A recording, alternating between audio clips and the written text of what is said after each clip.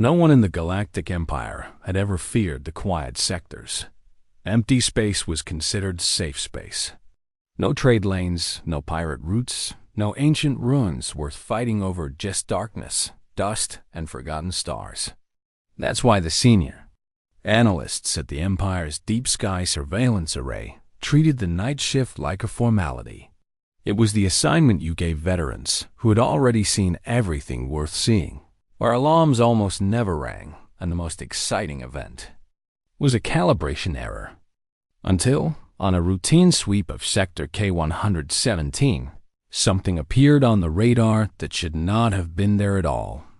Not a flicker, not a distortion, but a clean, impossible signal, steady, massive, and moving with deliberate intent. At first, the analysts assumed equipment failure. That was the reasonable explanation. Sensors occasionally hallucinated ghosts when cosmic radiation spiked or gravitational shear bent light the wrong way. But when the signal remained, when it adjusted course in response to stellar drift, when it demonstrated acceleration without the expected energy bloom, the room went silent. This wasn't a natural phenomenon, and it wasn't any ship listed in Imperial databases. The object was enormous, far larger than standard patrol craft, and yet it moved with unsettling efficiency, like a predator conserving energy before a strike. Before we go any further, let me say this. If you enjoy stories like this, the kind that start quietly and then refuse to let go, make sure you like the video, subscribe to the channel, and hit the bell so you don't miss what comes next.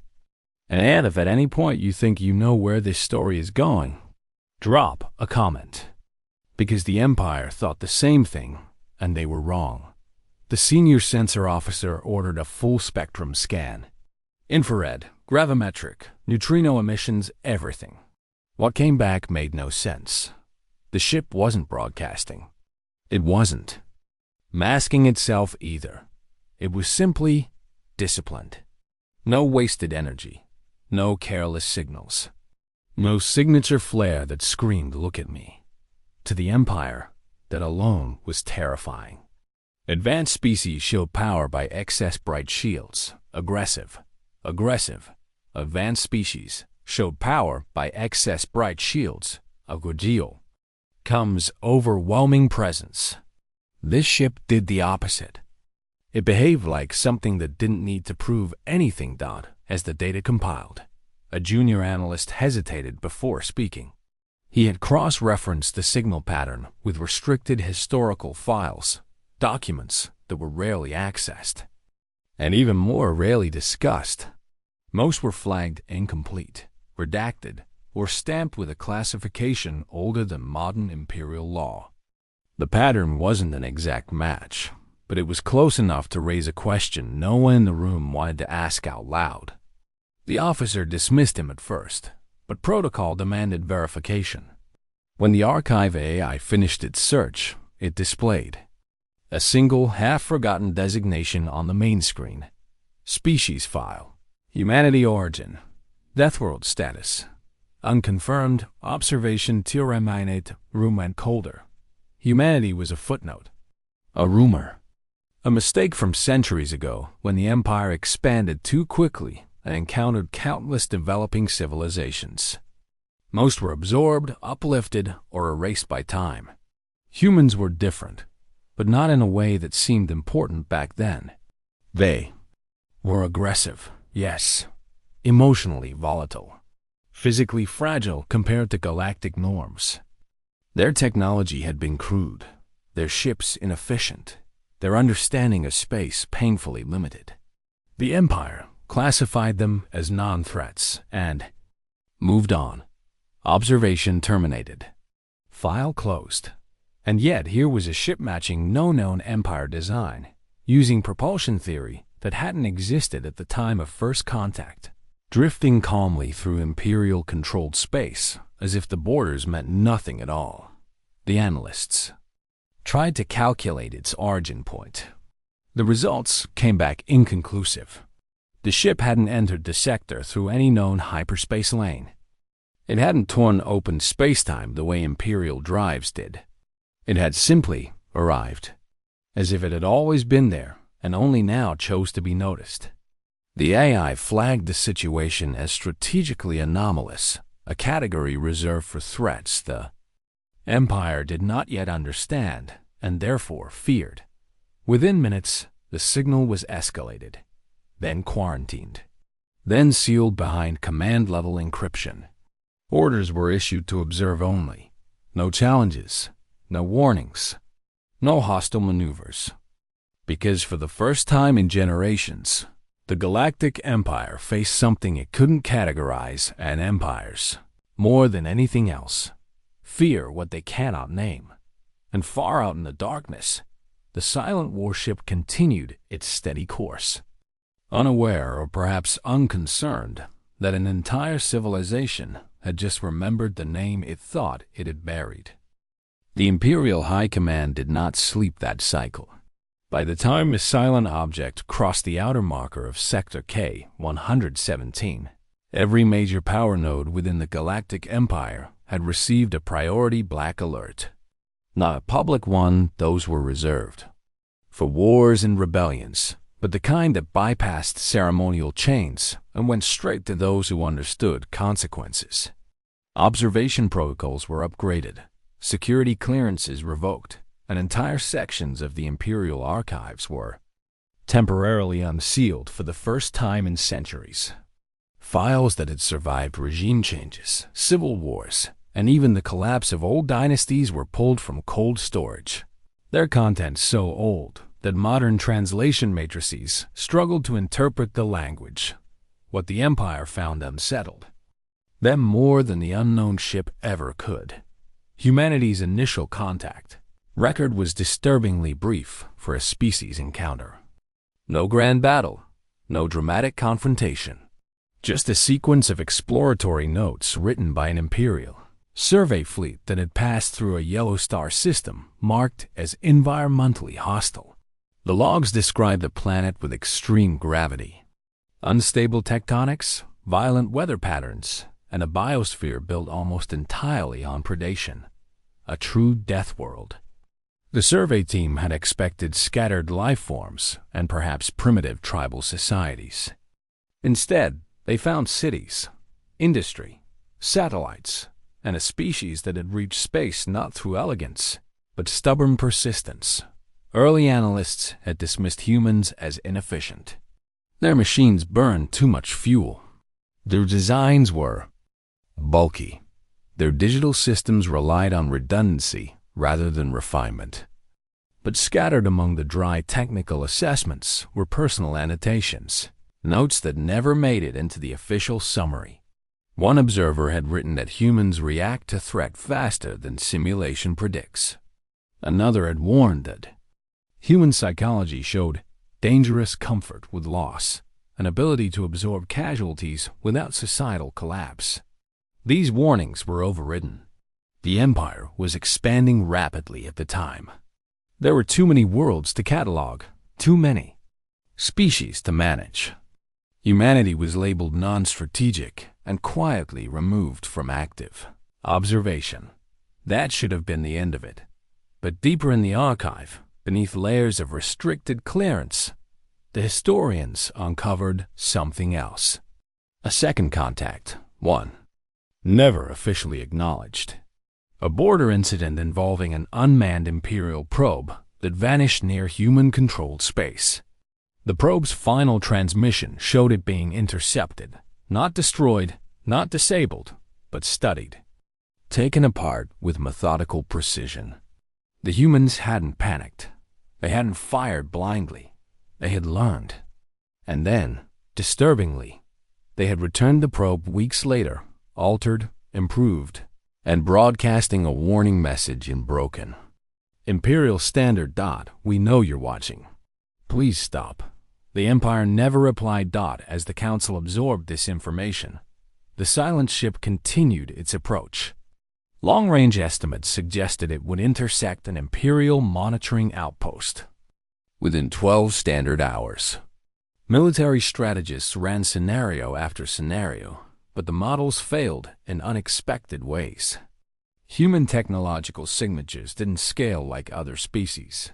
Their energy output didn't match their apparent mass. Their weapons, extrapolated from historical data, relied less on singular overwhelming strikes and more on layered, adaptive systems. Human doctrine, it seemed, wasn't built around winning quickly. It was built around making sure they never lost the same way twice. One admiral finally voiced what the others had been thinking. If this ship was human, and if humans had progressed unchecked for centuries, then the Empire wasn't dealing with an explorer. It was dealing with a test, a probe of their own. And tests, by definition, were designed to observe reactions. That realization changed everything. Orders were issued to suppress public knowledge of the contact. Civilian traffic was rerouted. Patrol fleets were instructed to maintain distance, no matter the provocation. The Empire had faced hostile armadas before and crushed them with superior numbers. This was different. This felt like standing at the edge of a forest at night, knowing something inside was watching you and deciding whether lighting a torch would make you safer or mark you as prey. As the council chamber dimmed and the archive terminals shut down, one final detail lingered in the minds of those present. Every species the Empire had ever defeated had shared one trait: predictability. Humans, according to the records, did not. They adapted, endured, and escalated only when cornered. And the worst part was this: no one in the Empire could say with certainty whether humanity even remembered the Empire at all. Because if they did, the ship drifting silently toward Imperial space might not be a warning. It might be a reminder. By the time the object crossed into visual confirmation range, the Imperial Deep Sky Array had already been operating at levels normally reserved for full-scale invasions. Every available sensor platform was focused on a single point of darkness, drifting against the starfield, and still the readings refused to behave the way Imperial science expected them to. A ship did not glow. It did not flare. It did not distort space in the aggressive, theatrical manner of Empire vessels. Instead, it absorbed light, reflected almost nothing, and moved with a steadiness that unsettled even the most seasoned analysts. When the optical feed finally sharpened, what appeared on the main display caused an uncomfortable silence to spread across the command center. Because this was not a ship built to impress allies or intimidate enemies. It was built to endure. Its hull was angular and scarred, layered with overlapping armor plates that bore signs of repair rather than replacement, suggesting a philosophy that valued survival over perfection. There were no banners, no glowing insignias, no visible energy shields flaring for effect, only recessed weapon ports, redundant structural spines, and a design that communicated one brutal truth: this vessel had been to war, and it had learned. From it, as the Empire's analysts attempted to classify the warship, their systems returned conflicting results. The mass readings alone placed it in the same category as an Imperial dreadnought, yet its energy output was inexplicably lower than expected, as if the ship were deliberately limiting its footprint. That contradiction disturbed the strategists more than raw firepower ever could. Imperial doctrine assumed that strength scaled visibly, that greater power demanded greater presence, but this ship violated that assumption entirely. It carried its strength quietly, like a coiled force waiting for a reason rather than a command.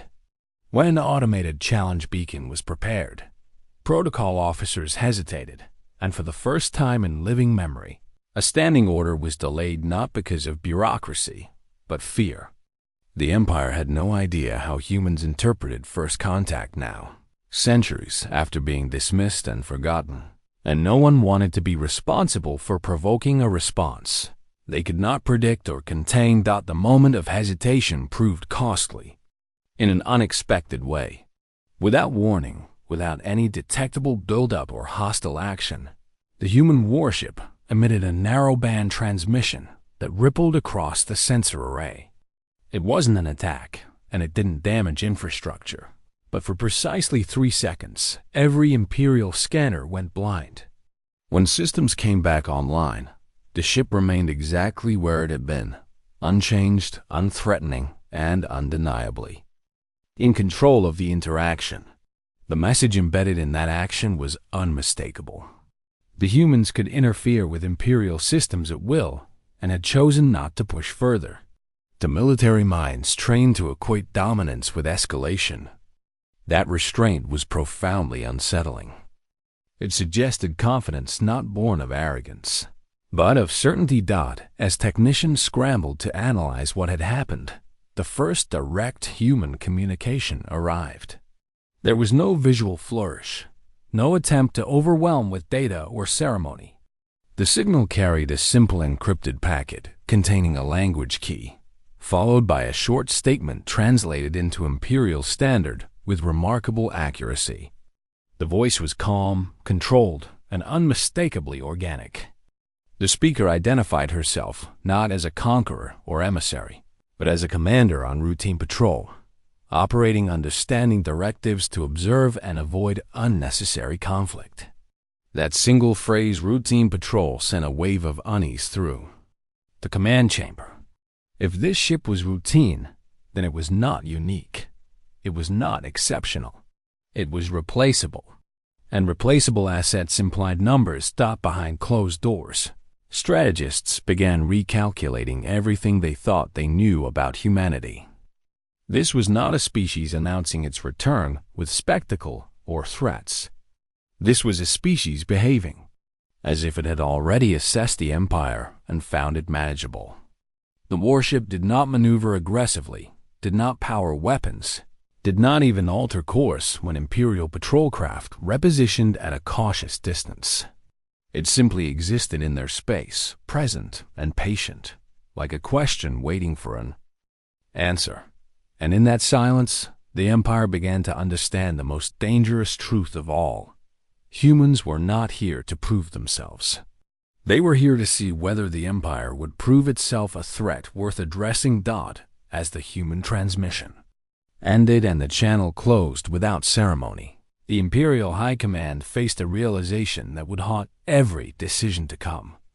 Whatever the Empire chose to do next would not be interpreted as a single act, but as a data point, a measure of intent, a confirmation of whether the warnings buried centuries ago had been justified. Because the warship had finally spoken, and, in doing so, it had made one thing painfully clear. Humanity had been watching the galaxy for a very long time, and now it was the Empire's turn to be evaluated. The Imperial Council Chamber had been designed to project calm authority, a place where the rulers of thousands of systems could deliberate without fear or haste. But that illusion collapsed the moment the human transmission was replayed in full. The chamber's vast holographic ceiling dimmed as tactical projections replaced ceremonial constellations, and the mood shifted from measured concern to barely restrained alarm. Generals who had commanded fleets in a dozen wars found themselves arguing not about victory, but about survival. The problem was not the human ship itself, impressive though it was. The problem was what it represented. A civilization capable of building such a vessel without broadcasting dominance, without demanding attention, and without revealing its full capabilities, was not behaving like a challenger seeking recognition. It was behaving like an auditor, conducting a quiet review, and no empire enjoyed being audited. Military advisors presented worst-case projections, and for the first time in Imperial history, those projections did not end with decisive Imperial superiority. Simulations showed that even if the Empire deployed overwhelming force against a lone warship, the act would trigger responses they could not map with confidence. Human tactical doctrine, reconstructed from fragments and extrapolated from observed behavior, suggested decentralized retaliation, rapid adaptation, and a disturbing willingness to escalate asymmetrically. Humans, according to the models, did not meet force with force. They met it with consequence. A senior strategist summarized the findings in a way that made the chamber fall silent. The Empire could win the first battle, but there was no guarantee it would survive the war that followed. Political leaders pushed back, insisting that the Empire's sheer size and industrial capacity made human resistance unsustainable. But the counter-arguments were brutal and precise. Humanity had evolved on a world that punished complacency, a world where survival required constant problem-solving and cooperation under stress. Their historical conflicts, limited though the records were, showed a pattern of innovation under pressure that bordered on reckless genius. When humans were threatened, they did not retreat into tradition or doctrine. They rewrote the rules mid-conflict. That adaptability had once been dismissed as inefficiency. Now, it looked like an evolutionary advantage the Empire had never had. To face that, as debate intensified, intelligence officials introduced a final, deeply unsettling variable. Long-range scans indicated that the human warship had altered its internal configuration shortly after initial contact, redistributing power and activating systems that remained unidentified. It was not preparing to attack, but it was not idle. Either, the ship was adjusting, responding to new information in real time. That realization reframed the entire situation. The humans were learning from the Empire even as the Empire scrambled to understand them. Every hesitation, every maneuver, every internal delay was being observed and catalogued by an intelligence that clearly valued patience. In a move that would have been unthinkable. Days earlier, the Council authorized contingency protocols designed not for war, but for damage control. Evacuation models for core administrative worlds were quietly updated. Cultural archives were backed up in redundant locations. Diplomatic channels were open not to issue demands, but to seek context. The Empire was not surrendering, but it was no longer assuming dominance. This was not how galactic powers behaved. This was how entities behaved. When they encountered something capable of changing the balance permanently. By the time the session ended, a single consensus had emerged. From the chaos, direct aggression was too dangerous. Silence was too ambiguous. The Empire would have to speak again, but this time carefully, deliberately, and without the arrogance that had defined its past expansions. Because the human warship had not come to negotiate from weakness, nor to threaten from strength. It had come to observe who the Empire truly was when confronted with something it could not simply overpower. And in the quiet that followed the Council's adjournment, one thought echoed uncomfortably through the highest levels of imperial authority. If humanity had chosen to announce itself this way, then whatever came next would not be accidental. The Empire sent its first official message through every formal channel available. A combination of subspace transmissions, encrypted frequencies, and standardized communication protocols designed to convey authority and expectation. Imperial diplomats and commanders expected ceremony, perhaps intimidation, certainly adherence to protocol. What they received instead was calm, precise, and utterly foreign. The human response did not acknowledge the Empire's centuries of expansion, its meticulously constructed hierarchy, or even the implicit threat of its massive fleets. It acknowledged only the signal, the coordinates, and the simple fact that the human warship was present. The voice, measured and almost disarmingly casual, introduced the vessel's captain not as a military leader or political envoy, but as an officer performing a routine patrol. No titles were claimed beyond operational necessity. No attempt to assert superiority. No veiled threats of retaliation. Just a plain statement of fact that immediately made the Imperial Command Center uncomfortable. It was as if the human ship had stepped into the galactic stage and refused to perform the pageantry that every other species considered a prerequisite for respect.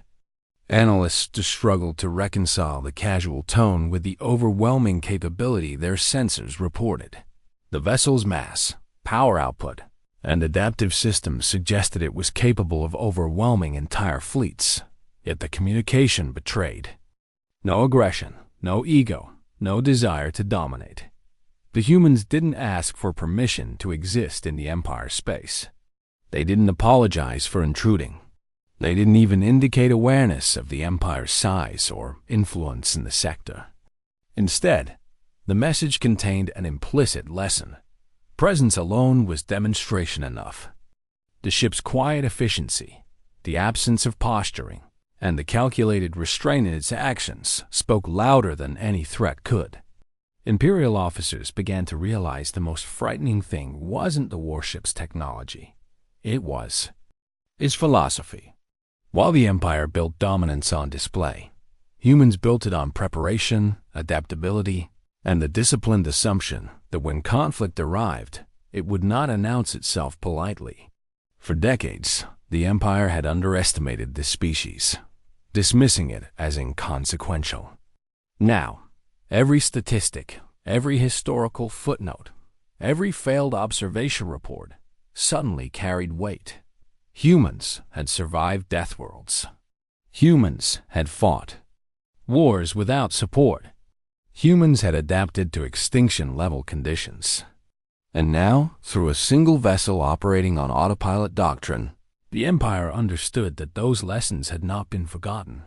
They had been refined in the Council chambers. The dialogue shifted from speculation to fear. If one ship could act with such independence and sophistication, what had humanity been building beyond Imperial sensors' reach? Analysts projected that this vessel alone could disable or outmaneuver multiple Imperial cruisers, and yet it hadn't. It was patient, observant, precise, and entirely in control. The diplomats drafted multiple response templates, but each one was shredded almost immediately.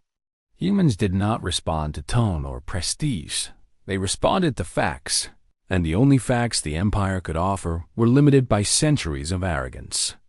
There were no guarantees, no unassailable leverage, no traditional demonstration of strength that could compel compliance.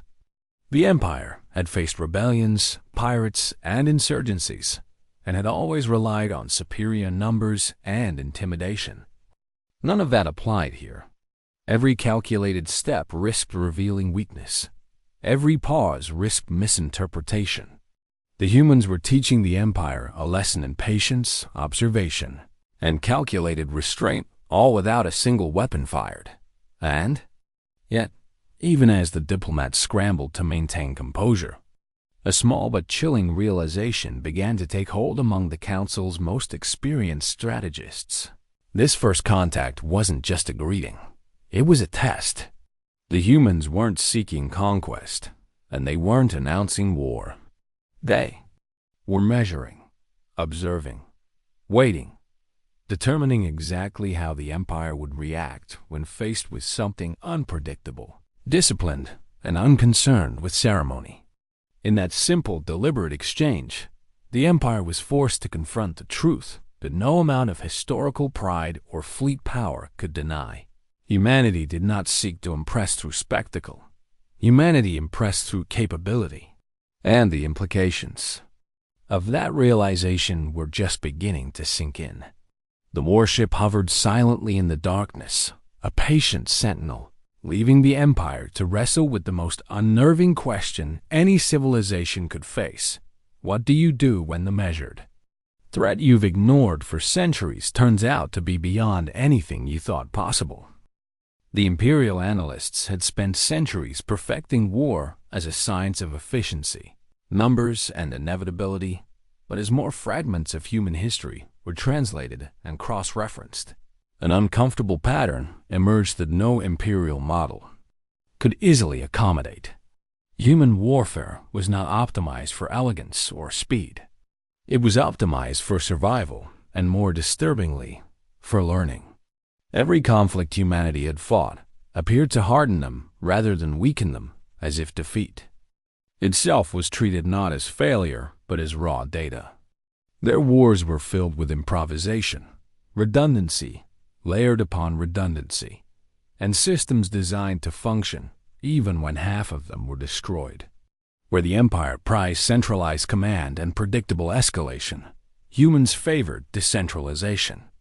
Autonomous decision-making and contingency plans nested inside other contingency plans. Imperial strategists slowly realized that the human warship drifting silently through their space was not impressive because of its size or armament, but because it represented a philosophy that assumed things would go wrong and planned to. Keep fighting anyway.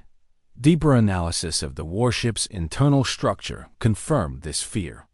Power systems were segmented, not unified, meaning catastrophic damage to one section would not cripple the vessel. Weapon arrays were modular and reconfigurable, suggesting they could be repurposed mid-engagement depending on the enemy's behavior. Even life support systems showed signs of extreme redundancy, as if the ship had been designed with the expectation that parts of it would be vented to vacuum and still remain operational. To Imperial minds accustomed to pristine, optimized designs, this seemed inefficient and crude. To the analysts now running worst-case simulations, it was horrifyingly resilient. The warship wasn't built to win cleanly. It was built to keep functioning long after victory should have been mathematically impossible. The most unsettling discovery came when behavioral specialists reconstructed human combat psychology from scattered historical data. Humans did not view war as a temporary disruption to be ended quickly at any cost. They viewed it as a state that could persist indefinitely if survival demanded it. Civilian industries converted to military production with alarming speed. Cultural narratives glorified endurance, sacrifice, and defiance rather than conquest. Humans were willing to absorb losses the Empire would consider unacceptable, not because they were reckless, but because they believed survival justified the price. One analyst summarized it bluntly in a private briefing. Humans don't break when they lose ground. They get angry. That anger, according to the data, did not burn out quickly. It hardened into resolve as these conclusions spread through the upper levels of Imperial command. Attitudes shifted from cautious curiosity to something closer to dread. The human warship had still not moved aggressively. It had not threatened, postured, or attempted to dominate communications. Yet now that the Empire understood how humans fought, that restraint took on a far more ominous meaning. This was not hesitation. This was discipline. Humans escalated only when escalation was unavoidable, and when they did, they committed fully. The Empire began to understand that if open conflict began, there would be no limited engagement, no symbolic battle. To establish dominance, there would only be resolution, and humans had a long history of ensuring that resolutions were final. The realization culminated in a chilling, strategic assessment delivered to the Imperial Council. If humanity perceived the Empire as an existential threat, it would not seek to defeat it conventionally. It would dismantle it systematically, targeting logistics, morale, and political cohesion until the Empire collapsed under its own weight. The warship currently under observation might never fire a weapon at all. Its role could simply be to observe, evaluate, and decide whether humanity needed to act. And that possibility, more than any projected fleet engagement, sent a wave of quiet panic through Imperial leadership. Because for the first time in its long history, the Empire was forced to confront a terrifying question, not whether it could defeat an enemy, but whether it could afford to be judged one. By the time the Imperial Council convened its emergency session, panic was no longer an emotion, it was a condition. The chamber, once a monument to certainty and authority, now hummed with overlapping data streams, flickering projections, and the subtle but unmistakable signs of leaders trying to appear calm while privately recalculating their own survival. The human warship had still not moved. still not communicated beyond its initial identification, and that silence was now interpreted as a deliberate pressure tactic. Every hour it remained idle eroded confidence, not just in the fleet commanders, but in the very doctrine that had sustained the Empire for millennia.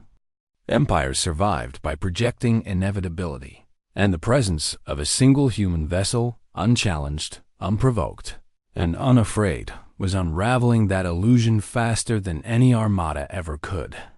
The debate fractured the Driver Council along ideological lines. One faction argued for immediate diplomatic engagement, insisting that the human restraint observed so far was an invitation, not a threat. They pointed to the data, the patterns of human escalation, the unmistakable conclusion that once humans committed to a conflict, there would be no clean exit. Another faction, louder and far more dangerous, viewed that very restraint as weakness. To them, the warship's silence suggested uncertainty, perhaps even fear. They argued that allowing a foreign power to linger unchallenged within Imperial territory would signal vulnerability to every subject species watching. Empires, they insisted, did not negotiate from perceived hesitation. They demonstrated strength and forced negotiation afterward.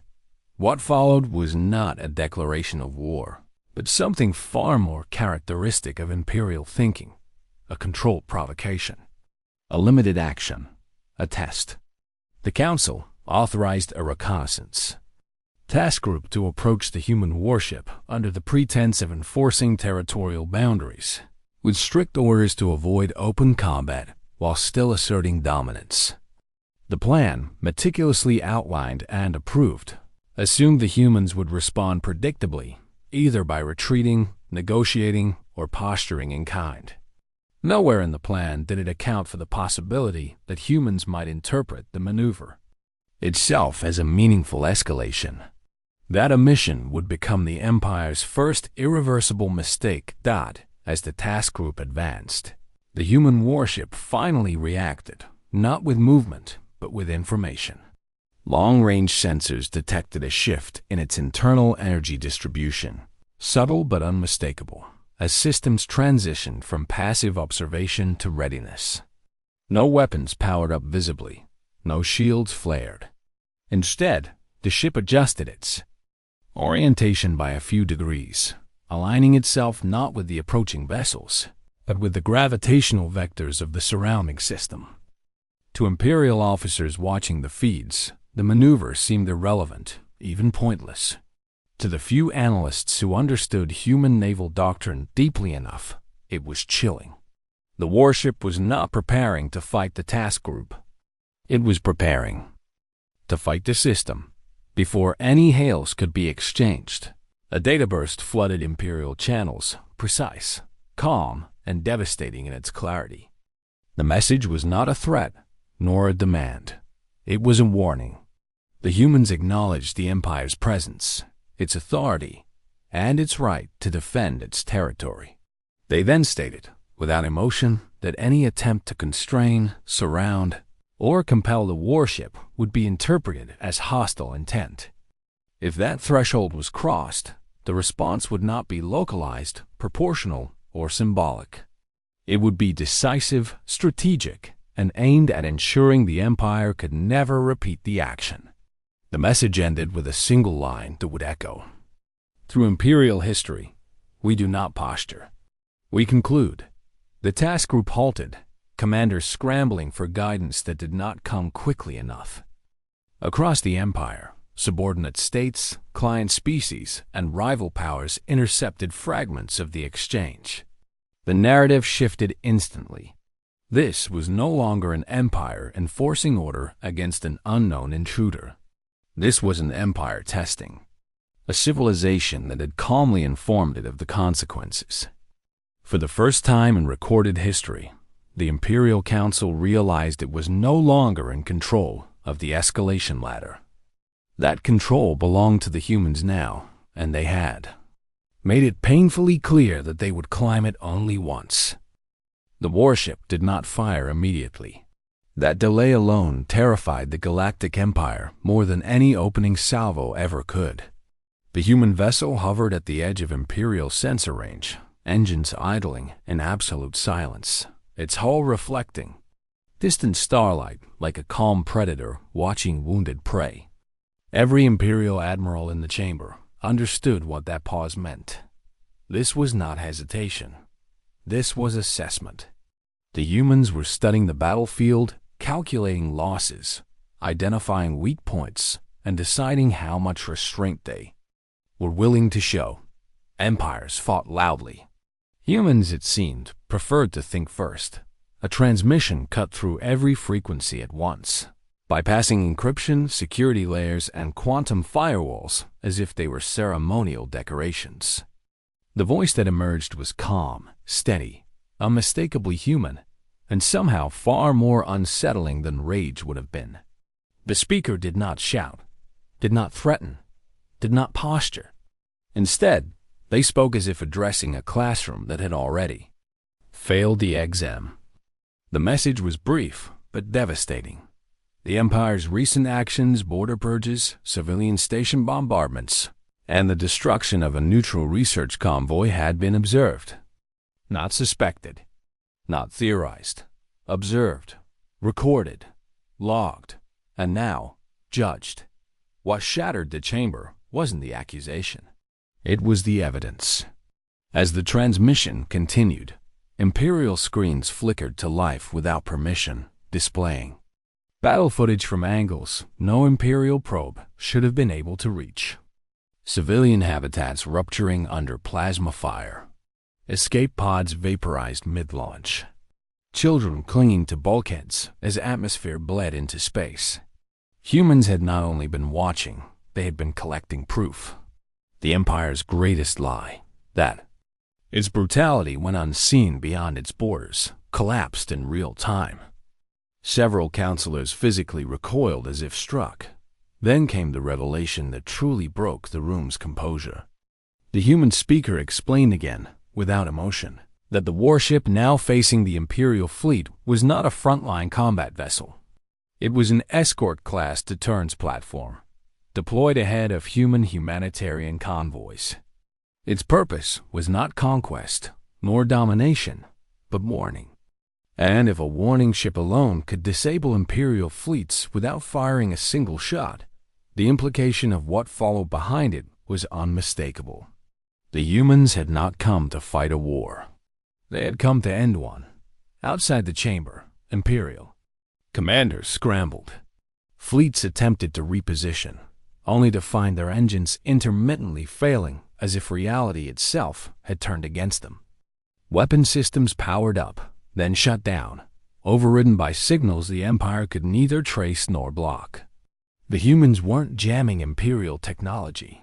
They were speaking its language better than its creators ever had. Panic spread not through screams but through silence, as officers realized they no longer controlled their own machines. The human warship finally moved, not aggressively, not defensively. It advanced slowly, deliberately, placing itself between the Imperial Armada and a cluster of civilian worlds the Empire had been pacifying. That single maneuver carried a message louder than any speech. You will go no further. The Empire had ruled through fear for centuries, but now it faced something far worse, an opponent immune to intimidation, armed with patience, precision, and a moral certainty that made retreat feel inevitable. As Part 8 closes, the galaxy stands frozen on the edge of transformation. The Empire has not yet surrendered.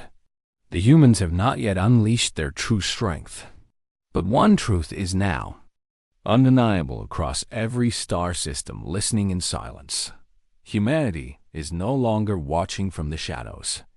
And when humans decide to intervene, history does not continue the same way afterward. The Galactic Empire did not collapse in fire or chaos. It unraveled in silence. Across the command chamber, no one spoke as the human warship maintained its position, perfectly aligned between Imperial fleets and the civilian systems they had terrorized for generations. The absence of violence was the loudest statement humanity could make. This was not conquest. This was control without cruelty. The Empire's greatest weapon, fear, had no effect on an opponent that refused to be provoked, refused to rage, and refused to rush. Every second that passed without a human attack made the Empire look weaker, more reckless, more exposed. The final transmission came moments later, broadcast galaxy-wide, translated instantly into every known language. The human speaker announced, terms not demands, an immediate ceasefire, full withdrawal from occupied neutral territories, open access for humanitarian aid, war crimes tribunals overseen by a multi-species council, and most devastating of all, a declaration that humanity would remain present not as rulers, but as witnesses. The message was clear. The galaxy would never again suffer in darkness. Someone would always be watching now. For the first time in its long history, the Empire hesitated not because it lacked firepower, but because it lacked justification. Its fleets were intact. Its weapons were loaded. But every trigger felt meaningless under the weight of exposure. Attacking now would not make them strong. It would make them monsters in front of an entire galaxy already questioning their legitimacy. One by one, Imperial commanders powered down their weapons. Not in surrender, but in acknowledgement.